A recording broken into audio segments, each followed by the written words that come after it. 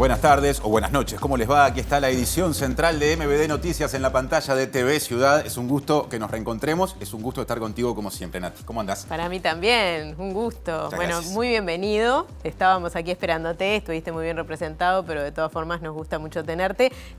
Además empezando con un tema que es previo, Sí. que viene de mucho antes de tus vacaciones. Viene de lejos, sigue y aparentemente con final, por lo menos en esta etapa, Parece. cercano. ¿A qué vamos?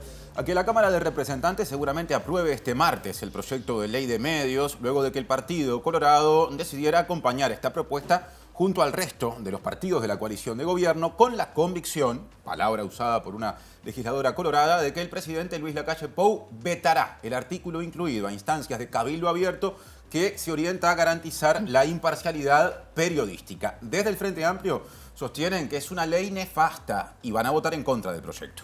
Además, la oposición asegura que si gana las elecciones posiblemente se derogue parte de la eventual nueva ley. Y el senador y candidato presidencial cabildante, Guido Manini Ríos, dice estar seguro, contrariamente a lo que decía la legisladora colorada, de que el presidente Lacalle Pou no vetará ningún artículo. El proyecto recibe críticas de organismos internacionales vinculados a los derechos humanos y la libertad de expresión, además de la gente del sindicato de Antel, que realizará un paro de 24 horas en rechazo a esta iniciativa. Vamos por otros adelantos ahora. Repasamos los titulares. La Fiscalía archivó la denuncia que investigaba al ex asesor de quien fuera ministro de Turismo al principio de este gobierno, Germán Cardoso, por la contratación de la empresa estonia Kirma Service. El índice de precios al consumo aumentó 0,11% y registró en julio una tasa anual de 5,45%, manteniéndose dentro del rango meta fijado por el gobierno. La presidenta de Antel dijo que el otorgamiento de licencias a cable operadores para brindar servicios de Internet por transmisión de datos no va a generar perjuicios a la empresa estatal. Desde el Sindicato del Transporte se afirma que hubo fallas en el operativo de seguridad del Clásico y no se descarta que haya medidas en ocasión de otros encuentros. Hasta este viernes a las 20 horas hay plazo para inscribirse para el programa de Jornales Solidarios. Hay 9.000 cupos disponibles. El gobierno argentino publicó este lunes el primer tramo de la reglamentación de la denominada Ley Bases, que fue sancionada por el Congreso a finales de junio. La violencia xenófoba y antiinmigrante prosigue en Gran Bretaña con ataques a personas migrantes y la policía, luego de que se difundiera información falsa sobre un joven que atacó con arma blanca un centro recreativo en el que murieron 3 niñas.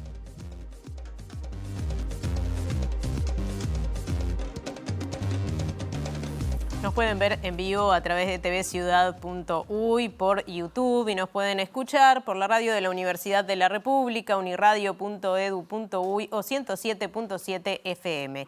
Martín, salimos del estudio. Claro, hoy nos vamos al centro de Montevideo. Adelanto de móvil en primera instancia con Diego Martini. ¿Cómo te va, Diego? Buenas noches, bienvenido.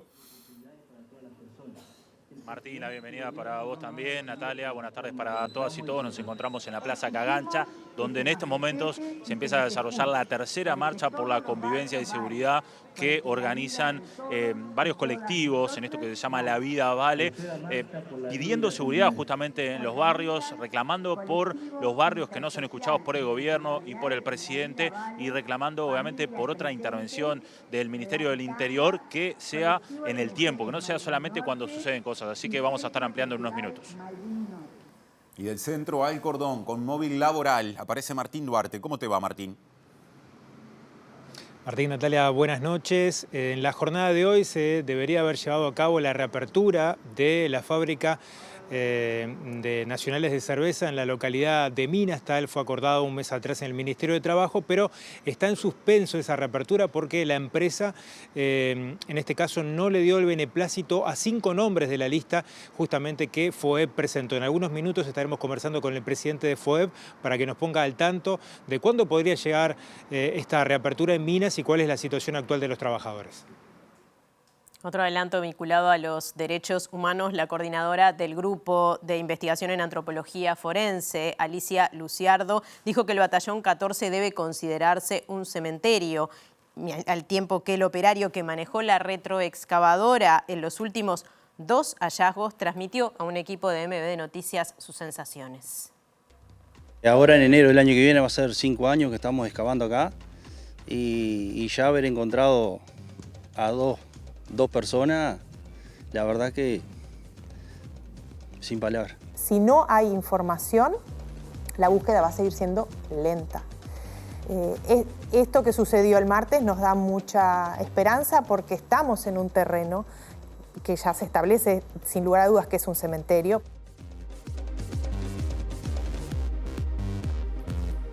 Empezamos el desarrollo informativo por el tema de portada, porque este martes, como decíamos, la Cámara de Representantes votará el conocido como Proyecto de Ley de Medios. Su nombre oficial es Proyecto de Ley de Servicios de Difusión de Contenido Audiovisual y seguramente se apruebe con votos oficialistas. El Partido Colorado aspira a que finalmente votará a favor porque aspira a que finalmente el presidente de la República, Luis Lacalle Pou, vete el artículo 72 que fue propuesto por Cabildo Abierto y se orienta a controlar la imparcialidad periodística. El Partido Colorado ha resuelto apoyar esta ley, votarla con la convicción de que más adelante el presidente pueda vetar el artículo en cuestión. Nosotros hemos evaluado esta situación. Es importante que se tenga claro que esto surge desde el Senado, que se introdujo un artículo el cual no puede desglosarse en diputados porque es la tercera Cámara que lo trata y por lo tanto no se nos permite desglosarlo, sí votar por sí o por no, y en el caso de votar que sea negativa la votación, naufraga este proyecto de ley. Y nosotros no es lo que pretendemos, porque es un proyecto de ley que trabajó el diputado Melassi en la Comisión de Industria y es un buen proyecto de ley, no así el artículo 72 que nosotros consideramos que en el caso de que no sea vetado por el presidente podamos plantear nosotros el instrumento legislativo de un proyecto de ley que lo derogue. Así que bueno, mañana en el tratamiento del mismo haremos el fundamento de voto correspondiente aclarando esta situación porque si bien apoyamos el proyecto de ley consideramos importante dejar en la versión taquigráfica de la sesión, nuestra opinión respecto a por qué consideramos que este proyecto atenta contra la libertad de expresión. ¿Hubo conversaciones entre el sector o el partido y el presidente? No, este es un sentir que tenemos nosotros los colorados como integrantes del gobierno y también confiando en que el presidente es un gran defensor de la libertad y también de la libertad de expresión, es que entendemos que quizás él pueda hacer este veto. No nos lo aseguró, no hemos conversado, pero tenemos la convicción de que eso hará. Y según el diputado Frente Amplista Gabriel Tinaglini, si su fuerza política gana las elecciones, es posible que se derogue parte de esta posible nueva ley de medios a la que definió como nefasta. Sí, también cuestionó la postura colorada, lo que recién explicaba Rosselló, esto de votar esperando que después el presidente de Lacalle Pou vete por lo menos una parte o un artículo del proyecto de ley, y también dijo que la iniciativa busca condicionar a la próxima administración, al próximo gobierno. Todo el tema de los medios públicos, por ejemplo, la creación el nombramiento del director, el subdirector y un gerente que genera en años totalmente electorales. Esto quedó totalmente atrasado. Esto se tenía que haber, obviamente, votado hace 4 años y se está recién votando ahora el finalizar un periodo de gobierno, donde el gobierno sabe que está en retirada y quiere dejar algunas mechas metidas al próximo gobierno. Una de ellas es esta. Por eso es fundamental que el Frente Amplio tenga las mayorías parlamentarias. Nosotros apostamos a eso, más allá que se gane en primera vuelta o no, eso lo va a determinar, pero es fundamental. Justamente uno de los temas más complejos que nos va a haber mucha complejidad que nos va a quedar, obviamente, pero este tema sí hay que ver cómo se puede, cosas que se puedan volver para atrás, o reacomodarlas, y hay otras cosas que hay que ver, los compromisos que asumió este gobierno, que nos van a dejar la cancha en sí parcializada. El diputado del Movimiento de Participación Popular aseguró que el proyecto de ley de medios beneficia a algunas empresas del rubro y dudó de que el actual gobierno vete el artículo 72, que se orienta a garantizar la imparcialidad periodística. El Partido Colorado, quien es el que tranca esto, ahora parece que por convicción, que va a tener la convicción de que el presidente va a vetar el artículo 72. No tiene ni la seguridad que lo va a vetar. Nos quedamos en este tema precisamente porque el senador y candidato presidencial cabildante Guido Manini Ríos dijo confiar en que el proyecto de ley se va a aprobar en su totalidad y sin vetos posteriores. Dijo estar seguro de que el presidente de Lacalle Pou no vetará ningún artículo. Ya lo dije más de una vez, están macaqueando porque van a votar igual, saben que van a votar. Se va a votar y no se va a vetar. Esa es la convicción que yo tengo. Bien, y mañana el sindicato de Antel hará un paro de 24 horas a partir del mediodía. Claro, y esta medida precisamente es en rechazo al acuerdo oficialista para aprobar el proyecto de nueva ley de medios. El Sindicato Único de Telecomunicaciones detiene sus tareas por 24 horas, o sea, desde las 12 del mediodía del martes hasta las 12 del mediodía del miércoles, justamente rechazando esta nefasta ley de medios. No solamente porque coarta la libertad de expresión, prohíbe la libertad de prensa, sino los artículos que de alguna forma afectan a Antel directamente, que están incluidos dentro de la ley de medios. Por un lado, agudizan la competencia como la están agudizando, y por otro lado, Antel no la dejan competir, pero sí la dejan colaborar con quienes compiten con Antel. Es realmente un despropósito lo que están haciendo contra Antel, y en definitiva están matando a Antel como nosotros lo venimos sosteniendo.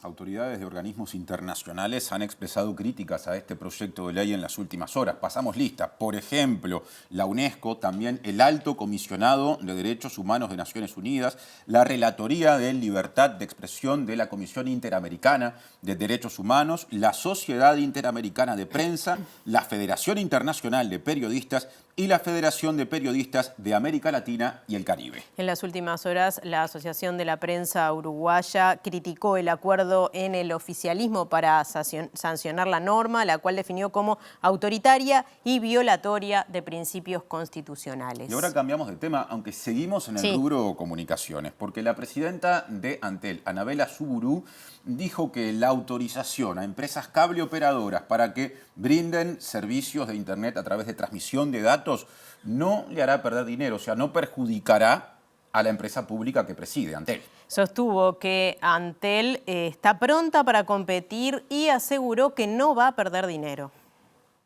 Estamos prontos para competir. La política de telecomunicaciones la fija el Poder Ejecutivo, no Antel. Nosotros somos un actor más, un operador, y que nos preparamos para una competencia como otros hitos anteriores, donde competimos en los móviles, en el celular, con gigantes de la industria, y para eso lo único que necesitamos es mejorar la velocidad de esos servicios, porque son servicios que fueron aprobados en el 2010, y se imaginan que en 14 años las velocidades que se aprobaron en ese momento son válidas para empresas. Muchas empresas los están usando, incluso competidores, pero en este nuevo mercado queremos tener más herramientas con mejor servicio. Es decir, es un cambio de velocidad, aumento de velocidad. ¿Qué ganancias económicas tiene Antel con esto, teniendo en cuenta que desde el gremio dicen que pierde plata justamente el ente? No, Antel no pierde plata. A ver, en un mercado que se abre, veremos qué resultados tenemos. Obviamente, si algunos clientes eligen dejar Antel, que hoy tiene el 99% del mercado, el 1% lo tiene otro operador al que le vendemos estos servicios, o sea que no estamos cambiando, sino expandiendo nuestro negocio al venderlo. Presenta Antel. Antel cumple 50 años y lo festeja con 50% de descuento en sus planes móviles para empresas. Nueva marcha por la convivencia y la vida en el centro de Montevideo, y allí está Diego Martini. Diego, contanos qué está pasando por ahí.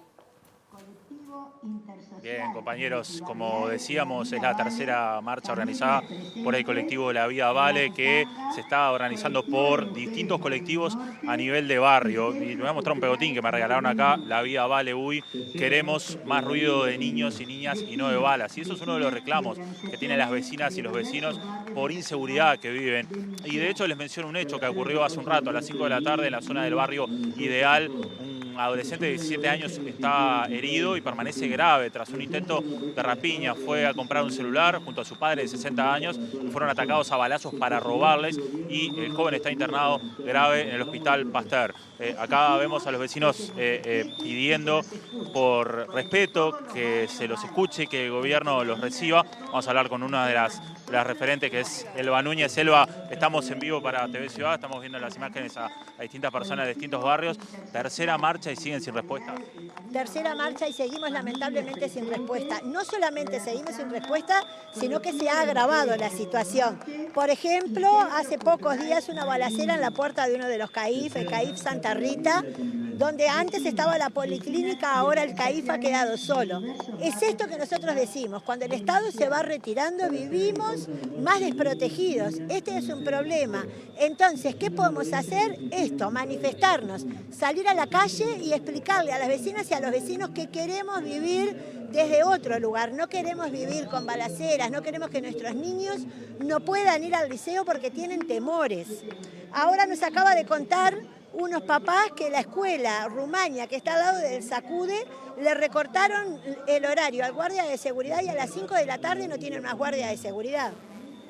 Esto hace que los niños, cuando salen de la escuela, salen con miedo. ¿Nunca lo recibió el presidente? Nunca nos recibió, ni siquiera tuvo la amabilidad o la deferencia de contestar, no voy a hacer nada. Simplemente eso, es tremendo. Y entonces en esta tercera marcha no le vamos a hablar al presidente, porque no nos contesta. Y entonces ahora le queremos hablar a los nuevos candidatos, a ver si tenemos más suerte en los 5 años nuevos de gobierno. Elba, ¿cómo es la situación en los barrios? Ahora leía el pegotín que me regalaron que dice queremos escuchar más niños y niñas y no balas. ¿Eso se sigue dando? Se sigue dando cada vez más. Cada vez más. Hay cosas que se saben y hay otras cosas que no se saben. O sea, hay personas lastimadas por arma blanca, baleadas, hay muertos. Y eso muchas veces no sale en la prensa, pero sucede. Hay que ir a investigar en las policlínicas, por ejemplo la de Capitán Tula, que allí van las personas baleadas y eso no se sabe. Porque si no hay un muerto, parece que las cosas no suceden. Los otros días fue en Colón. Matan a un adulto y un niño de 8 años lo balean. O sea, no hemos mejorado, hemos empeorado. Tremendamente hemos empeorado. Vos sabés, y a todas las personas del Uruguay les digo, es tremendo caminar con miedo cuando venís a tu casa. ¿Es la misma gente del barrio que está involucrada en los hechos delictivos, Elba? Yo no lo sé, no lo sé. Realmente no lo sé. Solo puedo decir que cuando a un espacio como los territorios nuestros, territorios que han sido vulnerados desde hace 50, 60 años, el Estado se retira y no nos da la suficiente protección, y cuando hablo de protección social, hablo de protección del Ministerio del Interior, hablo de vivienda, hablo de salud. Cuando no tenemos eso, otras y otros ocupan esos espacios y brindan lo que el Estado no brinda. Y después, ¿cómo hacemos? ¿No? ¿Cómo hacemos para que el Estado vuelva a tener el rol preponderante que en una democracia tiene que tener? Te hago la última cortita. ¿Han visto la presencia de esta organización Cure Violence que el Ministerio implementó en algunas zonas? Sí, la hemos visto. Está aquí manifestando también. Porque bueno, también son integrantes de los territorios nuestros y es una posibilidad que ha empleado este gobierno para ver si las cosas cambian. Pero con 8 interruptores de violencia no vamos a cambiar la violencia que vivimos. Esto tiene que ser una política de Estado potente, donde todos los integrantes del Poder Ejecutivo, del Poder Legislativo y del Poder Judicial se comprometan a mejorar la calidad de vida de todos nosotros. Gracias. Gracias, Elba. A ti. Volvemos a estudios compañeros de acá, de la avenida 18 de Julio, rumbo a la Plaza Independencia. El colectivo entonces en reclamo de más seguridad y de mayor convivencia para poder vivir básicamente en las zonas donde habitan, donde trabajan, donde van a los centros de estudio. Presentó Antel. Antel cumple 50 años y lo festeja con 50% de descuento en sus planes móviles para empresas. Y nos metemos en un tema vinculado a la salud. El economista Martín Valcorba, asesor del Frente Amplio, dijo que es necesario actualizar el diseño de las cápitas que el FONASA paga a los prestadores de salud. También dijo que el proyecto de ley elaborado por el Poder Ejecutivo, orientado al salvataje del CASMU, es innecesario y que no cuida a los dineros públicos. No se requiere un proyecto de ley para otorgar esta garantía. No, es un proyecto que no cuida los dineros públicos, los dineros de la gente. Se le puede dar una garantía, pero con una serie de exigencias. La principal es que la institución presente un plan de reestructura. una ley que apunta a dar un beneficio, en este caso la garantía, a una institución, a una empresa privada, porque el CASMU no deja de ser una empresa privada, legislar con nombre y apellido es una práctica que no está bien. La situación del CASMU y Casa de Galicia no es muy distinta y venían con problemas desde antes de la creación del Sistema Nacional Integrado de Salud, dijo Valcorba, quien apunta a que en un caso hubo voluntad política de cerrarla y en otra de brindarle garantía. Esa gradualidad en la constitución del Seguro Nacional de Salud también terminó profundizando algunos problemas que ya venían de antes. Y después podemos tener también problemas en el diseño de las cápitas. Y ahí es donde yo creo que también hay responsabilidad de no haber actualizado el valor de las cápitas. Un cambio en la metodología y en la forma de cálculo de las cápitas, incorporando otras variables además del sexo y la edad. Y sin duda también una mayor regulación y control de parte de las autoridades del uso del dinero que hacen las instituciones de salud, porque el 90% aproximadamente del presupuesto de las instituciones de asistencia médica colectiva, de las llamadas mutualistas, proviene del FONASA, o sea, son fondos públicos. Presenta Estaciones ANCAP, sponsor de los sueños olímpicos de los uruguayos. Ahora vamos al contacto con Martín Duarte, que hace unos minutos nos contaba como adelanto que quedó en suspenso la reapertura de la planta Minas de Fábricas Nacionales de Cerveza. Martín. Así es, Natalia, vamos a profundizar en lo que debería haber sido hoy una jornada de reapertura en Minas para Fábricas Nacionales de Cerveza, que tiene previsto reincorporar a 59 trabajadores en esta planta de forma escalonada, pero estamos con Fernando Ferreira, justamente presidente de FOEB, la Federación de Obreros y Empleados de la Bebida, para estar profundizando en esta situación que, como decíamos, un mes atrás había un acuerdo en el Ministerio de Trabajo para la reapertura en los primeros días de agosto. ¿Cuál es la situación al día de hoy, a esta hora de la noche, a propósito de la suspensión de lo que debería haber sido la reapertura en el día de hoy? Bien, buenas noches. Como tú decías, hay un acuerdo todavía en el Ministerio de Trabajo, donde Planta Minas retornaba a su operativa en el mes de agosto, solo había que ajustar la fecha.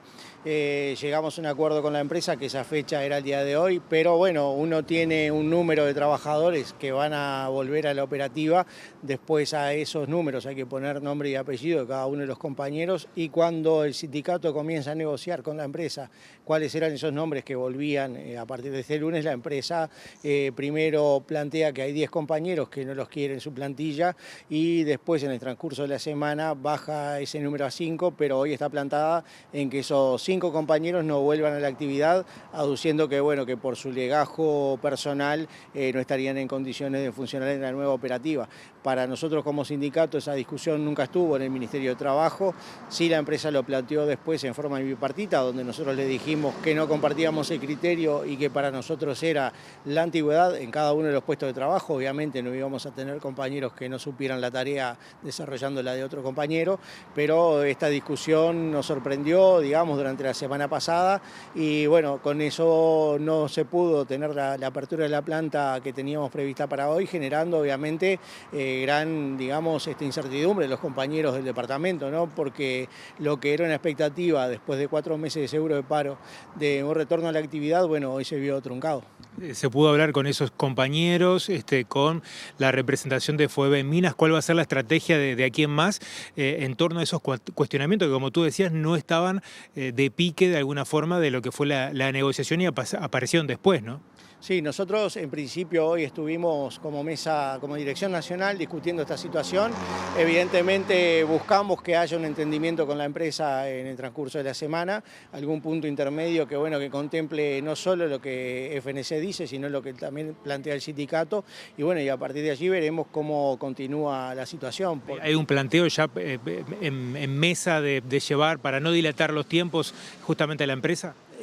Sí, nosotros estuvimos analizando que una de las posibilidades podía ser que estos compañeros ingresaran y dar un marco de tiempo en el cual sean evaluados periódicamente para que ver si hay un cambio en su disciplina, que es lo que la empresa plantea como fondo del asunto, ¿no? ¿Se descarta la persecución sindical a estos trabajadores?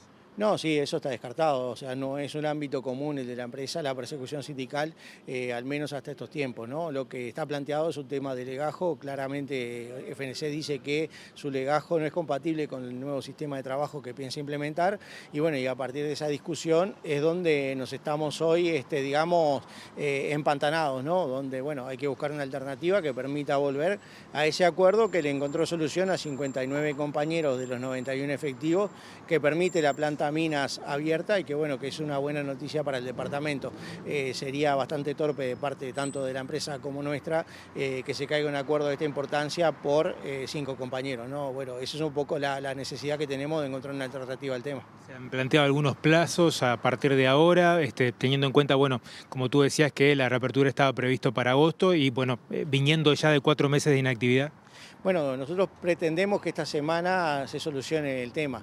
De lo contrario, se va a dilatar un poco el retorno y lo que es tanto la fabricación como el envasado de cerveza en Planta Minas. Esperamos no llegar al Ministerio de Trabajo, que bueno, sería la última instancia, ya que es el garante de este acuerdo que se votó en una Asamblea Nacional por casi 1000 compañeros por unanimidad y que bueno, contemplaba un poco lo que era la situación en Montevideo Minas y lo que era mantener abierta la planta, que fue lo que nos encomendó la Asamblea, mantener operativa ambas plantas. Si no encontramos un punto de acuerdo entre FNC y el sindicato en forma bipartita, bueno, será el Ministerio de Trabajo quien ayude a solucionar el problema.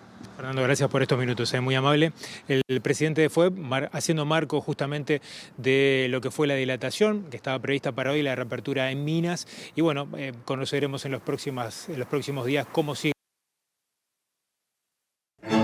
Presentó Estaciones ANCAP, sponsor de los sueños olímpicos de los uruguayos.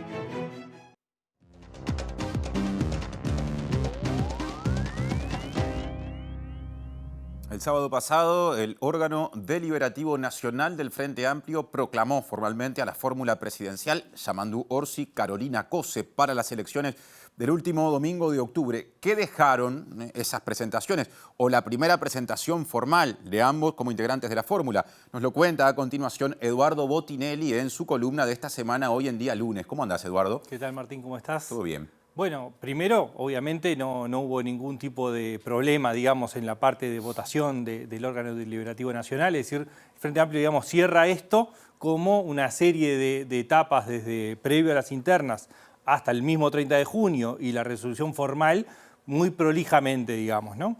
Los discursos que se dieron como cierre de la jornada, habló primero Carolina Cose, después Yamandu Orsi, podemos ver que hay algunos puntos, una línea de continuidad en algún punto y algunos énfasis o matices o focos distintos en lo que presentaron. Carolina Cose fue un discurso muy frente amplista, digamos, vinculado y conectando hacia la militancia, apuntando directamente a la militancia, a la historia del Frente Amplio, a la construcción del Frente Amplio, pero también utilizando incluso la metáfora que ya la había utilizado en otro momento de la fórmula ganadora es a partir de la militancia, claro. No la fórmula integrada por estas dos personas, sino a partir de la propia militancia, de la participación como un eje central en el Frente Amplio y en lo que viene hacia adelante, y un énfasis importante en la unidad del Frente Amplio a partir de la diversidad y del diálogo, de alguna forma no solamente hacia adentro del Frente Amplio, sino también hablando del diálogo hacia afuera, ¿no? Y generando esa idea de que el Frente Amplio construye su unidad a partir del diálogo, de las diferencias, y está preparado para llevarlo por fuera del Frente Amplio también. Entonces, de alguna forma, lo de Cose estuvo más vinculado a una lógica de reivindicación frente amplista y de arenga, si se quiere, a la militancia para lo que viene. Sí, Orsi, como ya lo había hecho en la noche en la que ganó las internas, en la noche del último domingo del mes de junio, cerró la actividad con su discurso y una vez más optó por leer. Bueno, sí, ahí primero aparece una línea de continuidad con Cose con respecto a la historia del Frente Amplio, a la reivindicación del tema de la síntesis y la lectura como un factor importante, porque lo que muestra es que es un discurso, tanto el de 30 de junio como el del sábado, son discursos que son preparados, claro, que están cuidadas las palabras que se van a usar. No hay improvisación, digamos, ¿no? Que en la política es algo que muchas veces se usa. Sí, sin dudas, pero acá lo que está claro es que el arranque de la campaña está siendo muy cuidado en la búsqueda de palabras para llevar un mensaje, que lo vemos ahora rapidito, digamos, hay algunos conceptos que utilizó, que rescata el programa, que no olvidarse de ninguna de las palabras que quería usar, de llevar determinado tema con palabras sin usar otras o sin utilizar palabras de otros, claro, ¿no? Es decir, creo que ahí hay un trabajo de justamente esto que decía, de cuidado de lo que se va a decir para transmitir lo que se quiere transmitir y no haya de alguna forma tergiversaciones sobre lo que efectivamente se quiere decir. Entonces ahí rescató del programa del Frente Amplio los temas de democracia, de derechos humanos, de la libertad, de la igualdad, de la equidad, de la solidaridad, y sobre eso trabajó un poco esos conceptos. Pero hubo algunas palabras también que usó, como el hacerse cargo. Ajá. Que en un discurso escrito diga que se quiere hacer cargo y que el Frente Amplio se va a hacer cargo, no es casualidad. Me suena eso. ¿No? Claramente es una jugada, digamos, sin mencionar nada, bueno, de alguna forma estar diciendo que lo que reivindicó el presidente de hacerse cargo no lo está cumpliendo. Lo dijo lateralmente, utilizando no solamente las palabras, sino también alguna referencia por el costado. Pero quizás lo más fuerte, y que aparte es parte del eslogan de campaña, es el uso de la palabra de honestidad. Claro. ¿No? Pero lo que va no es decir en su discurso hablar de la deshonestidad de otros, sino reivindicar la honestidad propia, ¿no? A partir de reivindicar la honestidad propia, no necesita llevar adelante el ataque, ¿no? Entonces, eso es parte del cuidado que está llevando tanto el 30 de junio como en este discurso, porque hace un equilibrio criticando al gobierno actual, ¿no? Pero no nombrándolo, no marcando las cosas, sino diferenciándose en el discurso. Y ahí es algo que viene trabajando y que fue claro en este discurso. Y hay dos temas centrales que también estaban escritos. Uno es que el Frente Amplio viene a sumar y no a dividir, sí, ¿no? Es decir, el tema de unidad que hablábamos, que utilizó Cose en su discurso, que utilizó Orsi, lo explicita en una frase específica. Y el otro tiene que ver con el Frente es amplio, ¿no? Una cuestión de apertura, es decir, de esto del diálogo, de la generación de unidad y de sumar, bueno, todo armado en ese conjunto de frases que van mandando un mensaje donde aparece esto que decíamos, un discurso pensado, con palabras pensadas, utilizadas, no ir al choque directamente, pero sí diferenciarse a partir del planteamiento de conceptos. Para el cierre y para respuesta breve, Eduardo, en lo que va de la campaña, desde los partidos de la coalición de gobierno se ha tratado de caracterizar a Orsi como alguien que le rehúye al debate, que digamos que no es fuerte en términos conceptuales. El hecho de que elija esta forma de presentarse, ¿abre un flanco para ese señalamiento desde tiendas contrarias? Bueno, esto ha sido una constante bastante permanente. Si nosotros miramos 2004, Larrañaga utilizó ese mismo argumento para hablar en contra de Vázquez. Recuerdo la campaña sí al debate de Larrañaga en un tiempo en el que faltaba mucho para que volvieran los debates presidenciales a alto nivel televisado, ¿no? Exactamente. Entonces, en 2004 sucedió, en el 2009 sucedió con Mujica, en el 2014 se armó incluso un debate de todos los presidenciales donde Vázquez no fue. Ya 2019 cambiaron muchas cosas, pero no es algo nuevo que se quiera señalar esa falencia, digamos, de un candidato que rehúye. El tema es que, en general, quien no quiere debatir es porque le está yendo relativamente bien o siente que le está yendo bien. Bueno, parece ser que, en principio, en esta etapa de campaña, no es lo que Orsi está buscando, sino más bien todo lo contrario, ¿no? Es más, está evitando confrontar en esta etapa. Hay que ver cómo sigue hacia adelante, pero no confronta directamente tampoco, ni siquiera en discursos donde no haya otros alrededor o incluso frente a la militancia. Muchas gracias, Eduardo, y hasta la semana que viene. Nos vemos la semana que viene. Muchas gracias. Sigue Natalia en MBD Noticias. Sebastián Erin, el encargado de operar la retroexcavadora en los últimos 2 hallazgos de cadáveres en el batallón 14, dijo a MBD Noticias que el trabajo realizado le genera satisfacción. Señaló que cada día que lleva a cabo su tarea es con una ilusión nueva y aseguró confiar en que se encontrarán más cuerpos. Una satisfacción muy grande, ¿no? Porque ahora en enero del año que viene va a ser 5 años que estamos excavando acá y ya haber encontrado a dos personas, la verdad que sin palabras. ¿Cómo fueron esas horas posteriores de trabajo? ¿Te quedaste apoyando al equipo de antropólogos? Sí, fue una jornada muy intensa, ¿no? Porque, digo, había mucho trabajo por hacer, digo, y luchando contra el tema del tiempo y demás. Y fue un hallazgo muy complejo, ¿no? Emotivo por sobre todas las cosas. Sebastián, contale a los televidentes cómo es el trabajo día a día en el batallón, con las excavaciones, un trabajo muy minucioso que se tiene que realizar. Es un trabajo muy minucioso, muy delicado, y bueno, y cada día que venimos a trabajar venimos con una esperanza nueva, una ilusión nueva, ¿no? Hasta el último minuto que nos vamos. Yo le tengo fe que acá tiene que haber más gente.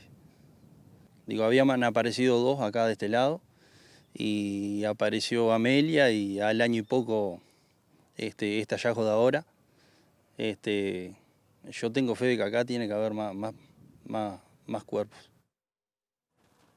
Seguimos adelante para contarles que la Junta Nacional de Cabildo Abierto expresó su discrepancia y preocupación, textuales palabras, por las críticas del director de la Institución Nacional de Derechos Humanos y Defensoría del Pueblo, Bernardo Legnani, en este caso al proyecto de ley orientado a cambiar las condiciones para otorgar prisión domiciliaria. Manini Ríos dijo que estudiará los motivos esgrimidos por Legnani, quien fue impulsado por su partido para ocupar ese cargo.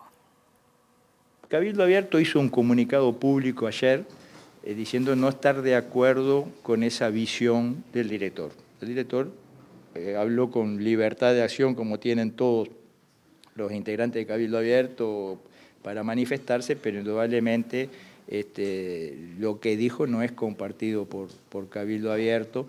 Él a su vez elevó una nota matizando un poco esas declaraciones que no fueron tan estrictamente así como se publicaron. Pero no coincidimos con esa visión. Nosotros cuando presentamos ese proyecto, que no es que se está aprobando, pero cuando presentamos ese proyecto no lo hicimos para garantizar ninguna impunidad ni nada por el estilo. ¿Se mantiene el respaldo al director de la Institución Nacional de Derechos Humanos? Estamos estudiando las notas y la documentación que él elevó en su defensa o en su descargo, digamos, y en base a eso adoptaremos una medida en las próximas horas. Otro asunto, la Fiscalía archivó la denuncia que investigaba a Elbio Rodríguez, ex asesor del diputado colorado Germán Cardoso, durante su gestión como ministro de Turismo al comienzo de esta administración. Claro, Rodríguez estaba siendo investigado por la inclusión en el plan de medios del ministerio de la empresa de Estonia Kirma Services, pero el fiscal actuante entendió que no había indicios que dieran cuenta de que actuó tratando de inducir al error. El dictamen del fiscal de Delitos Económicos y Complejos, Gilberto Rodríguez, decidió el archivo de la causa que indagaba a Elbio Rodríguez, quien era asesor del exministro de Turismo, Germán Cardoso. La denuncia intentaba determinar si la empresa con sede en Estonia, Kirma Service, la cual fue contratada por el Ministerio para tareas de publicidad digital, realmente existía. El fiscal aseguró que la empresa Kirma Service existe y fue constituida en Estonia, según señala el dictamen al que accedió MB de Noticias. También se agrega que la empresa mantuvo una actividad económica razonable que permite concluir que jurídicamente y sustancialmente, Kirma Service se dedica o se ha dedicado al marketing digital y gestión de medios digitales. El fiscal también señaló que Elbio Rodríguez y Daniel Reta fueron quienes presentaron la propuesta a la agencia Yangar Rubicam para la incorporación a la compra directa que se iniciaba. Elbio Rodríguez intermedió entre la empresa Estonia, la agencia y el propio ministerio. Por último, el dictamen señala que no existen elementos que permitan vincular al imputado Elbio Rodríguez con la comisión de maniobras o estratagemas tendientes a inducir en error, en este caso al Estado uruguayo, a través del Ministerio de Turismo, en procura de un provecho para sí o para un tercero. Repercusiones políticas de esta situación. ¿Qué dice la oposición, Diego Martini? Sí, así es, compañeros, volvemos y estamos con el diputado Nicolás Viera, quien fue justamente uno de los denunciantes en esta causa que terminó archivando el fiscal Gilberto Rodríguez. Nicolás, ¿qué opinás sobre esta determinación del fiscal de archivar la causa? Bueno, a mí, digamos, lo tomo con sorpresa, ¿no? Desde el Frente Amplio lo estamos viendo con sorpresa. Nosotros veníamos reuniendo un cúmulo bien importante de pruebas referidas a que, bueno, de que había un entramado que era bien complejo, relacionado a todo el mal manejo y las irregularidades del exministro Cardoso al frente del ministerio, particularmente con uno de sus asesores, Elbio Rodríguez, que en aquel momento se nos había dicho que era asesor honorario, pero que decidía políticas del Ministerio de Turismo, y bueno, y logramos comprobar cosas que nosotros ya lo habíamos denunciado en el Parlamento, la Comisión Investigadora, por ejemplo, que los mails de Kirma fueron enviados desde acá. Fueron enviados desde Montevideo, sabemos el lugar preciso, hasta el nombre de la empresa del cual se envió.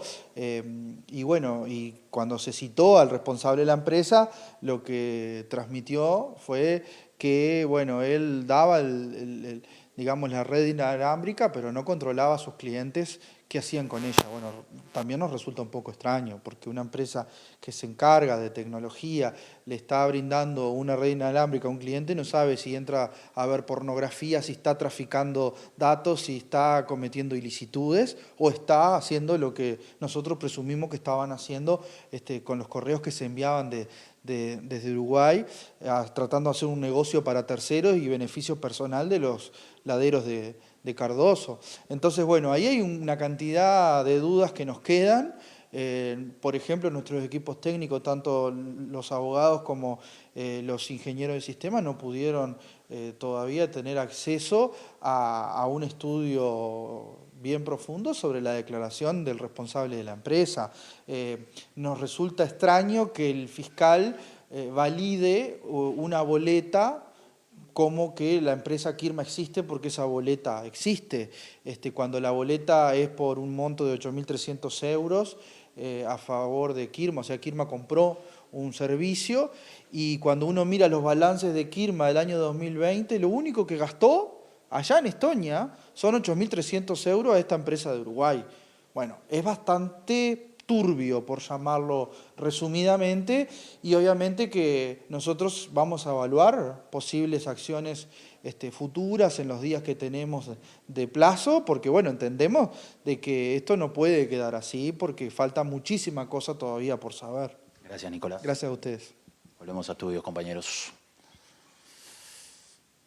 Muy bien, seguimos adelante con otras informaciones en la edición de hoy de MBD Noticias. Sí, el abogado especialista en prevención de lavado de activos, Guillermo García Orué, señaló que Uruguay descendió en el índice global del crimen organizado, pero sigue siendo el país de la región más preparado para afrontarlo. También dijo que la irrupción del narcotraficante Sebastián Marcet reveló que hay carencias de prevención en toda la región. Creo que eso es lo que fue un fenómeno ciertamente, creo que nos agarró con la guardia baja a todos, Federico, te soy muy honesto, porque estábamos sí más preparados para ver grandes grupos criminales como el PCC dedicándose a este tipo de tráfico, pero la liebre saltó en el lugar menos pensado al permitir que una persona que si bien ya había tenido experiencia con el tráfico de drogas, tuviera ese upgrade tan notable a traficar, según lo que se extrajo de algunos chats entre Sebastián Marcet y su contraparte paraguayo, 300, y atendé bien lo que es esta cifra, 365 millones de dólares es el valor estimado de la cocaína traficada en 4 meses en el año 2020. Y estamos hablando de un año que tuvo fronteras cerradas, puertos con muchísima menos operatividad y demás. Cuando se trata de volúmenes de esta importancia, los criminólogos dicen que esto no ocurre si es que no hay un sí por parte de alguien que sea el contralor o el controlador de estas actividades. O sea, generalmente estamos hablando de corrupción. El propio Marcet mencionaba en las entrevistas que se le hizo, justamente le hablaba de la corrupción en Bolivia. Él decía, Bolivia es más corrupta que Paraguay, decía él, luego de que haya tenido que huir de su asilo en Santa Cruz. Así es que sí, penosamente la corrupción ciertamente es esa vulnerabilidad, es la vulnerabilidad de vulnerabilidades que permite toda esta problemática. Presenta Mercado Agrícola de Montevideo, en el corazón de un barrio donde late la ciudad. Mercado de Historias. Mercado de Historia.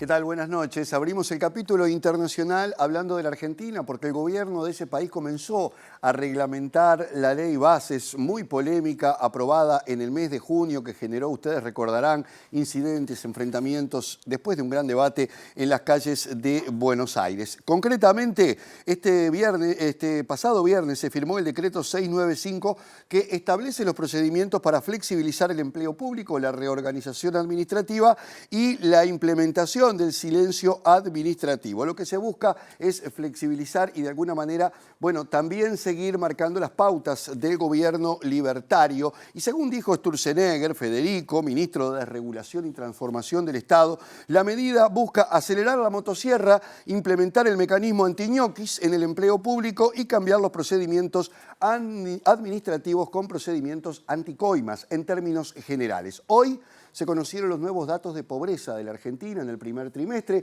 que alcanza casi al 55% de la población. Hay 9 millones de argentinos que están en la total indigencia.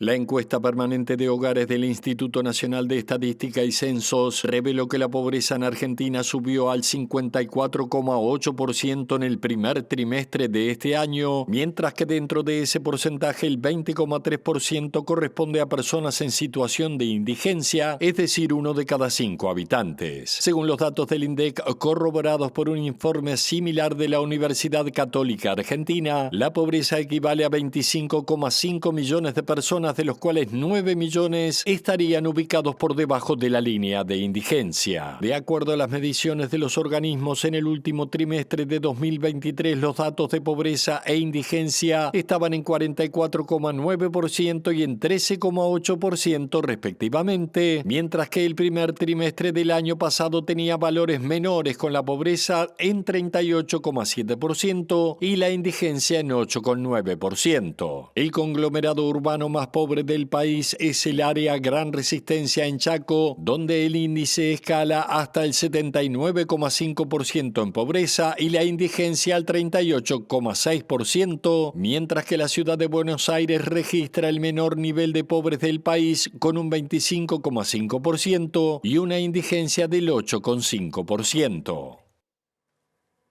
Gran Bretaña se enfrenta a un verdadero levantamiento de la ultraderecha y ciudadanos comunes contra los migrantes y también contra los musulmanes, luego de un hecho tremendo que fue el asesinato de 3 niñas en un colegio en Inglaterra que se atribuyó a una persona que buscaba asilo según una noticia falsa, una fake news o un bulo, como le dicen los españoles, que comenzó a circular. Esto motivó en un escenario de gran volatilidad social, con problemas relacionados con el Brexit, con los migrantes y con otros temas, en una verdadera casa de brujas que incluye intentar incendiar edificios donde se asilaban personas, migrantes y también la persecución en las calles de cualquiera que tuviera otro color que no fuera el rubio anglosajón que conocemos. Esto ha preocupado muchísimo al gobierno, que ha prometido actuar con mano dura, pero el temor que existe es que esto se extienda, porque en Europa existe un clima en muchos países muy relacionado con esta casa de brujas que nos retrotrae a otros tiempos. Más de 400 detenidos y decenas de heridos es el balance de los disturbios ultraderechistas en el Reino Unido, con imágenes de asedio a migrantes y musulmanes, situación ante la cual el gabinete del laborista Keir Starmer se reunió este lunes de emergencia y anunció un despliegue policial, un refuerzo judicial y la capacidad carcelaria, al tiempo que el gobierno también responsabilizó a las tecnologías por permitir la difusión de noticias falsas en medio de la ola de violencia. Una vez terminada la reunión del comité de emergencia, el primer ministro británico sostuvo que sea cual sea la motivación aparente, esto no es protesta, es pura violencia y no toleraremos ataques contra mezquitas o contra nuestras comunidades musulmanas. Por lo tanto, se utilizará toda la fuerza de la ley contra aquellos identificados de participar en estas actividades, dijo el premier. Los disturbios antimigración e islamófobos se volvieron violentos en ciudades como Liverpool, Bristol, Middlesbrough, Rotherham, Sunderland y Belfast en Irlanda del Norte, donde la mayoría de los violentos llevaban pasamontañas y estaban envueltos en banderas británicas, al tiempo que grupos de izquierda y migrantes salieron también a las calles en algunas ciudades para defenderse. El magnate ultraderechista Elon Musk, dueño de la red social X, respondió a un tuit que atribuía a los desórdenes a la migración masiva y a las fronteras abiertas titulado «La guerra civil civil es inevitable, palabras que no han gustado en Downing Street, por lo que el portavoz de Starmer dijo que no había ninguna justificación para el comentario de Musk y aseguró que las tecnologías no han hecho lo suficiente para impedir la propagación de la desinformación y aseguran que parte de la manipulación viene de países extranjeros.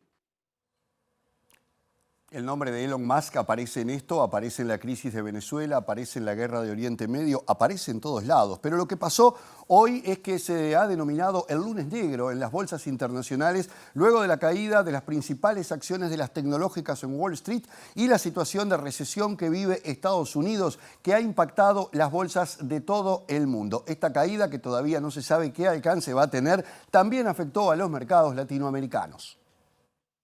En México el dólar rompió la barrera de los 20 pesos en los mercados internacionales, lo que implica una depreciación del 5,20% con respecto al pasado viernes, así como el valor más alto para el tipo de cambio en casi 2 años. La economía argentina también sucumbió a los efectos del desplome de las bolsas globales y el analista Juan Ignacio Alra recordó a Ámbito Financiero que los mercados suelen estar correlacionados a nivel mundial y reaccionan en cadena, sobre todo cuando es el mercado norteamericano el que tiene fuertes bajas. Los analistas destacan que las economías emergentes son las que padecen más duramente estas crisis bursátiles y se reportó un alza del riesgo país hasta los 1.700 puntos por un desplome de bonos, aunque conforme avanzó el día, la cifra se estabilizó en torno a las 1.600 unidades. En Brasil, mientras tanto, se reportó un deterioro del tipo de cambio que en su punto máximo alcanzó los 5,86 reales por unidad e Ibovespa, principal índice de la bolsa brasileña, cayó un 0,64%, en el contexto de un clima de tensión en los mercados globales. El deterioro del mercado laboral de Estados Unidos se interpreta como una amenaza para una economía que ha estado luchando contra la inflación, con las tasas más altas en más de 2 décadas, que pone al mercado a pensar en si la Reserva Federal ha mantenido sus intereses altos por más tiempo de lo debido. La Red Uruguaya contra la Violencia Doméstica y Sexual denuncia irregularidades en el funcionamiento del programa de tobilleras electrónicas vinculadas a la prevención de la violencia de género. Señala que la respuesta ha desmejorado con el tiempo. La red viene desde el inicio acompañando todo ese proceso que fue el contar con esta herramienta, que la seguimos evaluando como altamente necesaria y también con un grado de efectividad importante. Como decíamos hasta ahora, hasta el momento, ninguna mujer que estaba entre el programa tobillera, es decir, que tenía el dispositivo, ha sido víctima de femicidio. Es decir, no mataron a ninguna mujer que estaba dentro del programa y que estaba en ese momento, digamos, el agresor con la tobillera y ella con el dispositivo. Lo que se está reportando en la mayoría de los servicios, de los espacios que se trabaja con tobilleras y las organizaciones que integran la red lo vienen planteando, que no se activa de la misma forma que antes en algunos casos. Algunas mujeres plantean que han visto a su agresor cercano, cuando en realidad tendría que haberse activado el dispositivo, ni bien se acercaba a los 500 metros, y que la respuesta no ha sido inmediata. En otros casos sí ha funcionado muy bien, pero esto es algo que se viene dando con mayor frecuencia. Y eso nos tiene muy alertas, muy alertas. La respuesta que había al inicio no es la respuesta que hay ahora. Y agregamos como información vinculada que la justicia imputó a un hombre por el femicidio que se registró el sábado pasado en el barrio La Teja. Claro, estamos hablando de que el agresor era expareja de la víctima, tenía denuncias por violencia de género y estaba requerido desde abril por haberse quitado la tobillera electrónica. A raíz de este hecho, el senador del Frente Amplio, Charles Carrera, presentó un pedido de informes al Ministerio del Interior. Claro, porque consultó sobre el caso específico, estamos viendo el documento en este momento, y también sobre el programa de tobilleras en general. Entre otros datos, pidió información sobre los recursos humanos asignados al programa, la cantidad de personas monitoreadas y sobre el régimen de custodias para las víctimas. Otro asunto, el índice de precios al consumo en julio aumentó 0,11% y registró una tasa interanual, o sea, en el acumulado de los 12 meses anteriores, de 5,45%, manteniéndose dentro del rango meta que fija justamente el gobierno. Y la inflación acumulada en lo que va de 2024 es de 3,73%. Según el último informe del Instituto Nacional de Estadística, la inflación aumentó pero se mantiene dentro del rango meta fijado por el gobierno, que se ubica entre el 3 y el 6%. La suba en julio fue del 0,11% en relación al mes anterior y repercutió en una tasa anual del 5,45%. Los rubros que más aumentaron fueron indumentaria, alimentos y bebidas no alcohólicas, transporte, restaurantes y alojamiento, y seguros y servicios financieros. La inflación acumulada en lo que va del año representa un 3,73%. Y antes de irnos, como siempre, repasamos el pronóstico del tiempo. Repasamos el pronóstico del tiempo para los próximos 2 días aquí en el sur del país, aunque hay una información a la población de tormentas, vientos desde el norte que luego se irán extendiendo a todo el país. Ahí estamos viendo, como decía recién Natalia, lo primero, sea lo previsto para Montevideo y el área metropolitana. El martes 6 de agosto se prevé que llueva, mínima 13, máxima 19, las temperaturas altas para esta época. Y el miércoles 7 de agosto ya no existe el mismo pronóstico de lluvias, pero sí hay pronóstico de vientos fuertes. 9 grados la mínima, 15 la máxima. Estamos llegando al final de la edición de hoy. Ya se prepara el equipo del lado B con Wilmar Amaral a la cabeza para llegar a la pantalla de TV Ciudad. Y viene el fiscal de Crímenes de Lesa Humanidad, exacto, Ricardo Percivale, así que los invitamos a quedarse. Nuestro reencuentro con las noticias será mañana a las 8, a las 13 y a las 18:55. Hasta entonces, que pasen bien. Bienvenido otra vez. Muchas gracias. Hasta mañana. Hasta mañana.